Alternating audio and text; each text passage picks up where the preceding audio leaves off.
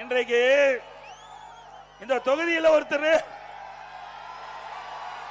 எம்எல்ஏவா இருந்தார்.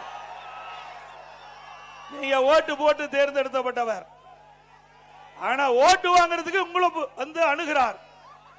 ஆனா ராஜினாமா பண்றதுக்கு கேட்டாரா?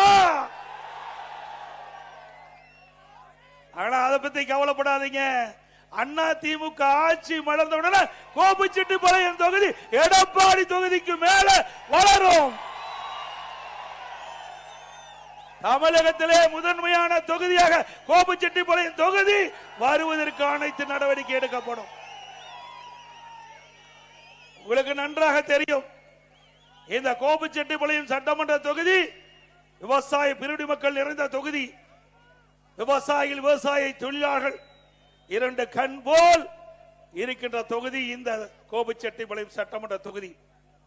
இந்த தொகுதியில் இருக்கிற விவசாயிகள் வளம் பெற வேண்டும் என்பதற்காக, விவசாய தொழிலாளிக்கு நிரந்தர வேலை கிடைக்க வேண்டும் என்பதற்காக நீண்ட காலமாக ஈரோடு மாவட்டம், திருப்பூர் மாவட்டம், கோவை மாவட்ட விவசாய பிரிவு மக்கள் பல ஆண்டுகளாக சுமார் 50 ஆண்டு காலம் போராடி வந்தார்கள். அந்த போராட்டத்துக்கு தீர்வு காண்கின்ற விதமாக அனைத்து இந்திய அண்ணா திராவிட முன்னேற்ற கழக அரசுகின்ற பொழுது நான் முதலமைச்சர் இருந்த காலகட்டத்தில் 50 ஆண்டு கால கோரிக்கையை உங்களுடைய கனவு திட்டமான அத்திக்கடவு அவனாசி திட்டத்தை நான் கொண்டு வந்து நிறைவேற்றிக் கொடுத்தேன். இந்த கோபி சட்டமன்ற தொகுதியில் மட்டும் இந்த திட்டத்தின் மூலமாக 30% பயன்பெறுகின்றார்கள் விவசாயிகள், விவசாய தொழிலாளிகள். அற்புதமான திட்டம். சுமார் 1652 கோடி முழுக்க முழுக்க மாநில நிதியில் இருந்து இந்த திட்டத்தை செயல்படுவதற்கு அறிவிக்கப்பட்டேன். யாருடைய உதவியும் நான் கேட்கவில்லை.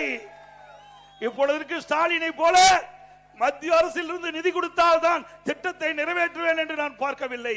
இருக்கின்ற நிதி, மாநிலத்தில் இருக்கின்ற நிதி, விவசாயிகளுடைய பிரச்சனை, விவசாய தொழிலாளர்களுடைய பிரச்சனை, நீண்ட காலமாக போராடி வருகின்ற அந்த மக்களுக்கு தீர்வு காண்கின்ற விதமாக, அவருடைய கனவு பலிக்கின்ற விதமாக அனைத்து இந்திய அண்ணா திராவிட முன்னேற்ற கழக ஆட்சியிலே அத்திக்கட அவனாசி திட்டத்திற்கு நானே நேரடியாக வந்து அவனாசியில் அடிக்கல் நாட்டிலே அந்த திட்டம் வேகமாக துரிதமாக நடைபெற்றுக் கொண்டிருந்தது. கொரோனா காலம், ஒரு வருடம் அந்த பணிகள் செயல்பட முடியாத ஒரு சூழ்நிலை ஏற்பட்டு விட்டது. இல்லாவிட்டால் அண்ணா திமுக ஆட்சி இருக்கின்ற பொழுது அந்த அத்திக்கட அவனாசி திட்டம் நிறைவேற்றப்பட்டு உங்களுடைய ஆதரவோடு, உங்களுடைய ஆசையோடு நானே நேரடியாக வந்து திறந்து வைத்திருப்பேன்.